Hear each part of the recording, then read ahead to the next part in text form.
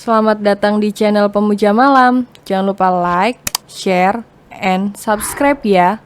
Terima kasih.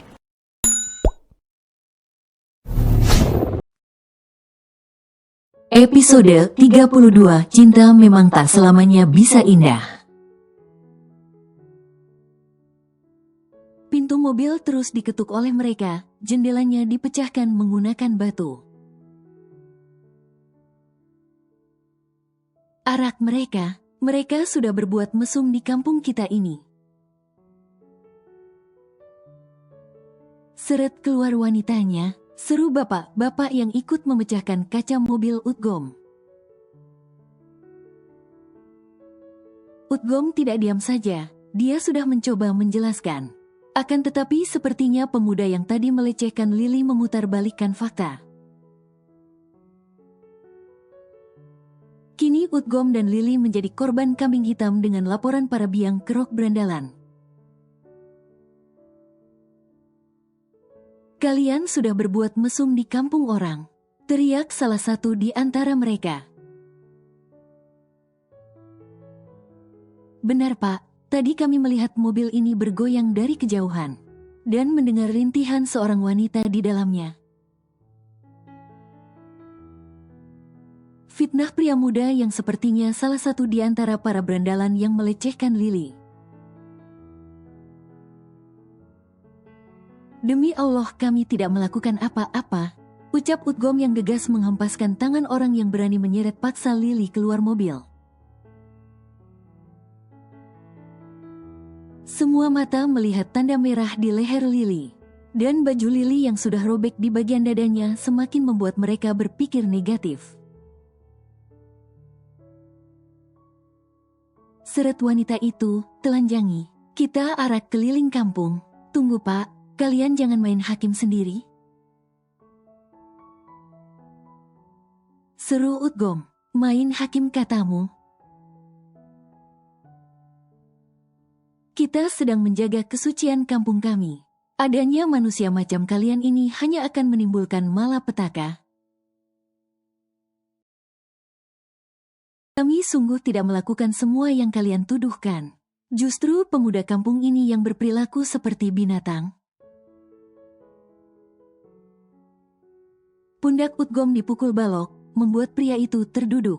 Lili menjerit ketakutan. Kalian tinggal pilih nikah sekarang juga, atau diarak keliling kampung. Saya sudah bersuami, lirih Lili yang semakin bergetar. Oh, jadi lelaki itu selingkuhanmu? Subhanallah, perempuan akhir zaman, cantik tapi tak berakhlak. Utgom memilih diam, di posisi sekarang membantah tak ada guna.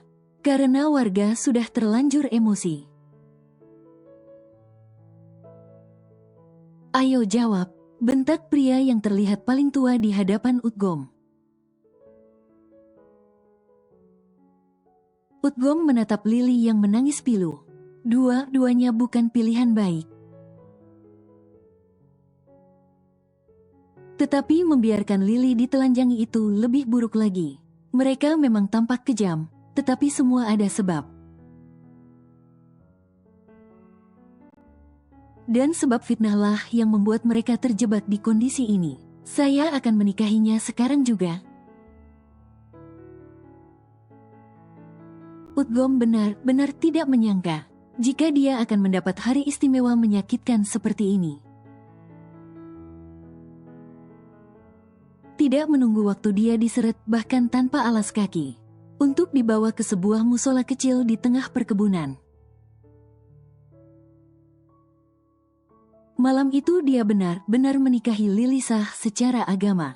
Pernikahan yang tidak hanya mendadak tetapi juga karena keterpaksaan. Bagaimana para saksi sah? Sah. Apa yang lebih menyedihkan, ketika bahkan pengantin wanitanya dengan keadaan basah kuyup. Bukan gaun indah yang menutupi tubuh mungilnya, Namun justru jas biru dongker basah yang menjadi atasannya. Tidak ada sepatu kaca, alas kaki pun Lily tak pakai. Utgom pikir semua sudah selesai. Akan tetapi ternyata dia salah. Mereka berdua dipaksa tinggal di gubuk kecil. Di tengah kebun yang tidak ada rumah lain di sekitarnya. Ini adalah hukuman terakhir. Besok pagi kalian baru boleh masuk kampung. Untung kami tidak menghakimi kalian dengan hukum rajam. Ucap ketua RT sebelum meninggalkan Lily dan Utgom bersama mobil bak terbuka. Yang menampung orang-orang yang membawa Lily dan Utgom ke rumah gubuk ini. Bahkan mereka tidak memberikan secuil pakaian ganti. Jika saja mereka benar-benar melakukan zina mungkin hukuman seperti ini sepadan. Tetapi mereka sama sekali tidak melakukan apa-apa. Astagfirullah. Utgom tidak berhenti beristighfar. Tidak pernah terbayang dia akan mengalami hal seperti ini. Utgom melirik wanita, yang kini sudah menjadi istrinya meski secara siri dengan tatapan prihatin. Lily sudah sangat kedinginan, tetapi Utgom juga tak punya apa untuk membantunya. Mereka sama-sama basah. Tuan Sean menatap nanar kisi-kisi jendela kamarnya. Pria itu baru saja pulang dari mencari keberadaan istrinya. Sudah terhitung hampir 4 bulan. Dia tidak mendapatkan kabar dari orang-orang kepercayaannya. Tuan Sean semakin hari jatuh semakin dalam oleh penyesalan. Dia benar-benar tidak bisa menanggung beban hatinya. Kian hari tubuhnya menyusut, tidak bisa tidur. Tuan Sean pergi merokok, pria itu menjadi perokok akhir-akhir ini. Tuan Sean membutuhkan Lily. Merindukan semua yang ada pada gadis itu, kehangatan tubuhnya. Ia rindu memeluk tubuh mungil gadis itu ketika tidur. Ia rindu melihat wajah Lily ketika hendak tidur dan bangun di pagi hari. Ia rindu semua hal tentang Lily. Tuan Sean merasa hidupnya kembali gelap sekarang. Ia butuh Lily untuk memeranginya seperti hari yang sudah ia lewati bersama gadis itu. Lily seperti semangat hidupnya. Ketika Lily memilih pergi menarik diri, Tuan Sean seakan kehilangan jiwanya. Sean, panggil lirih Nyonya Natalia ketika melihat suaminya dari balkon kamar yang ditempatinya. Pria yang sebelumnya begitu anti rokok kini justru merokok. Semenjak bercerai dari Lily, suaminya berubah total. Pria itu seperti abai dengan keadaannya. Tidak ada lagi Sean yang memperhatikan pola makannya. Tidak ada lagi Sean yang gemar berolahraga. Tidak ada lagi Sean yang dermawan. Hari-hari pria itu kini dihabiskan dengan bekerja dan melamun.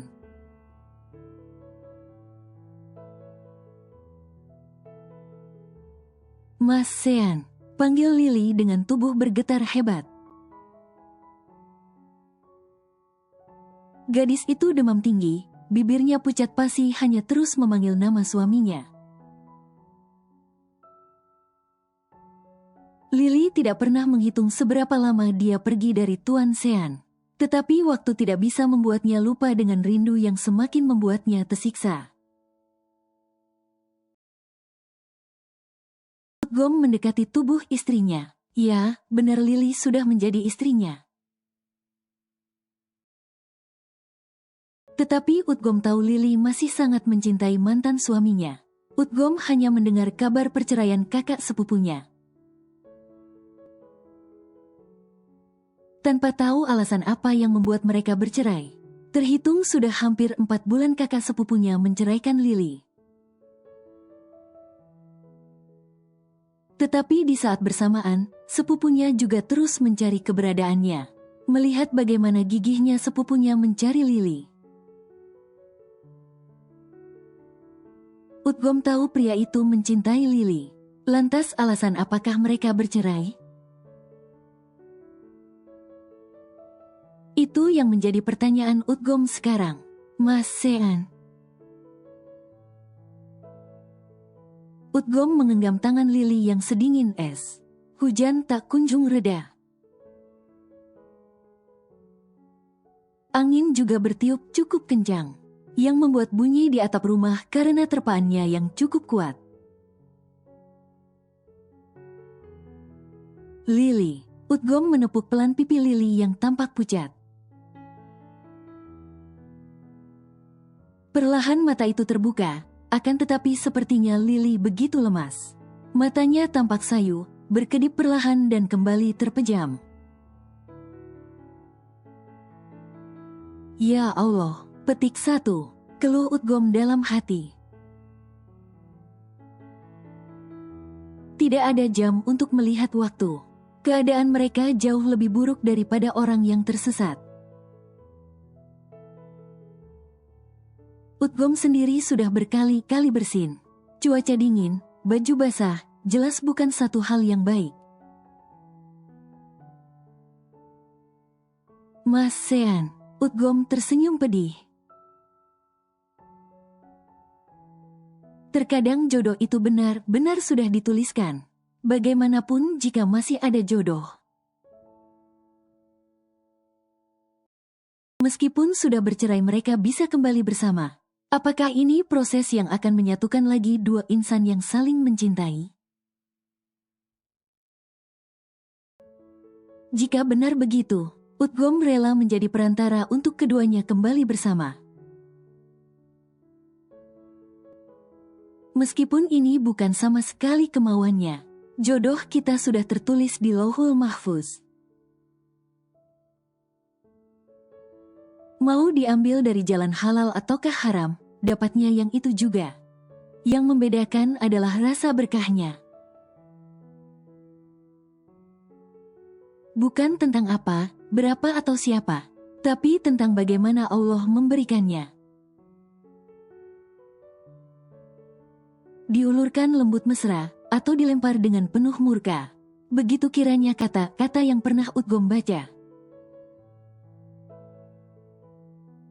Aku tidak menghendaki ini Li, tapi aku juga tidak bisa menolak jodoh yang diberikan Allah kepadaku. Meskipun aku hanyalah pelantara yang tak sengaja, tetapi aku menerimamu sebagai jodoh kilatku. Utgom membuka kaos yang dikenakan. Ditariknya Lily ke dalam pelukannya. Ini bukan soal nafsu, tetapi ini Utgom lakukan untuk menyelamatkan nyawa manusia. Meskipun di ambang kesadaran, Lily bisa melihat wajah Utgom yang sedang berada di atasnya. Lily tidak bisa mengucapkan apapun. Tetapi dia benar-benar tidak bisa membenci Utgom dengan keputusannya. Setelah itu sepanjang malam Utgom hanya menatap wajah Lily. Mata itu tak kunjung terbuka. Utgom juga tidak tahu Lily benar-benar tertidur atau justru pingsan. Utgom menatap wajah ayu istrinya. Setelah apa yang dia lalui, jelas Utgom tidak bisa jika tidak jujur pada Lily. Tetapi hingga mobil yang semalam membawa mereka tiba, Lily masih tidak sadarkan diri. Ayo bawa ke puskesmas, seru bapak-bapak yang semalam berlaku kasar pada mereka. Utgom tidak mengatakan apapun. Hanya segera mengendong istrinya untuk dinaikkan ke atas mobil bak terbuka. Begitu mobil meninggalkan gubuk yang mengukir kenangan kelam, Utgom tak berhenti menatap rumah repot yang membuatnya melepas apa yang selama ini ia jaga. Utgom tidak menyesal, hanya menyayangkan karena dirinya melakukan tanpa izin dari lawannya. Ternyata mereka sampai di puskesmas jam 7 pagi. Lily masih di ruang pemeriksaan. Seorang dari warga membawakan baju ganti untuk Lily dan juga memakaikannya. Karena mereka semalam dalam keadaan remang-remang, jadi tidak terlalu jelas melihat memar-memar di pergelangan tangan Lily dan juga leher. Saat ini luka itu sudah berwarna kebiruan. Yang terparah di bagian pahanya. Maaf, apa pasien ini korban pemerkosaan? Tanya suster yang menangani Lily. Ya.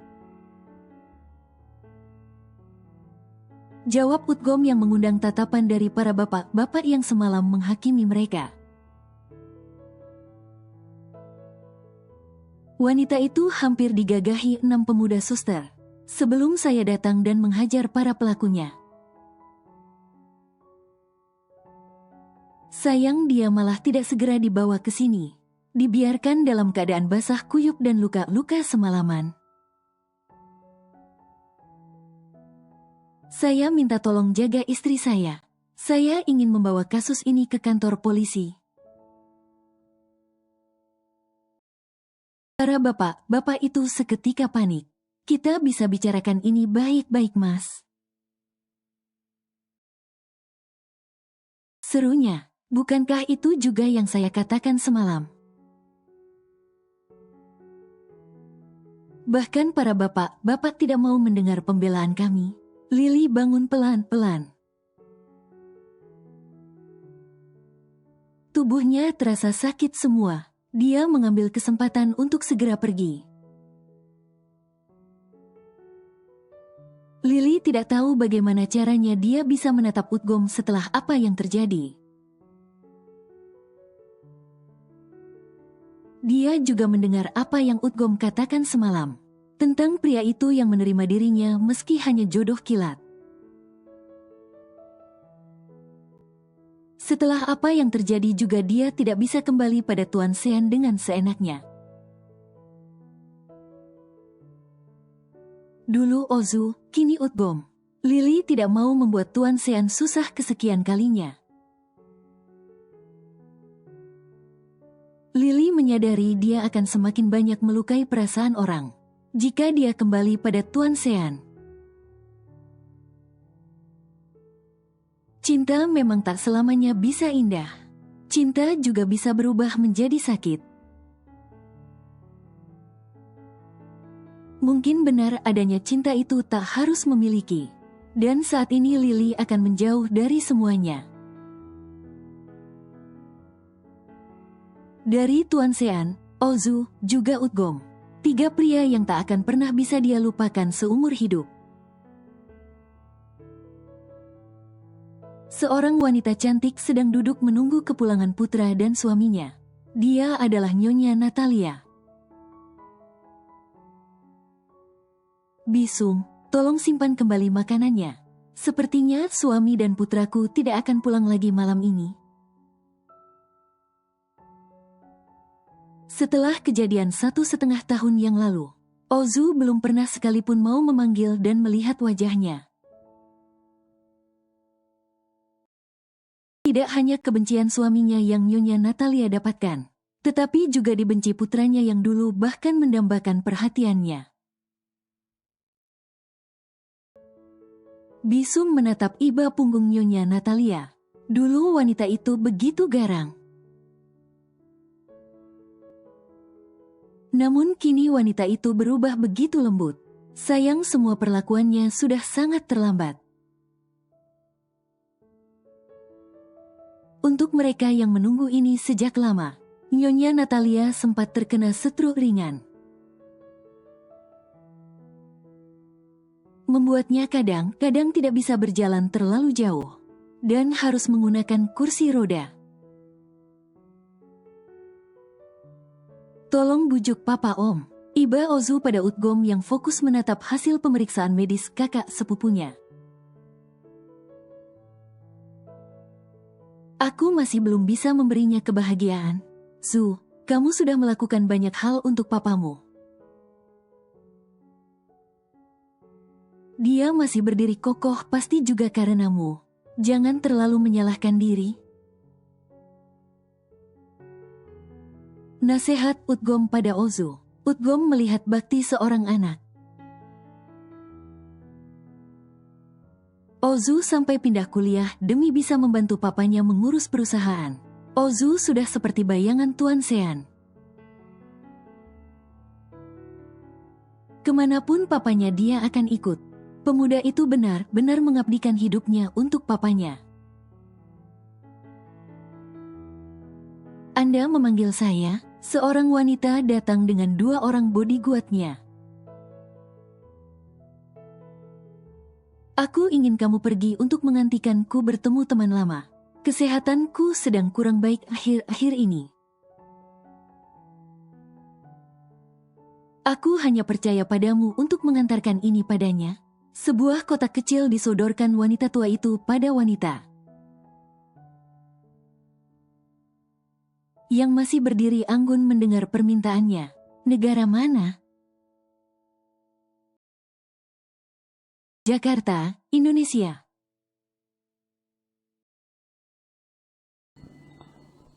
Bersambung.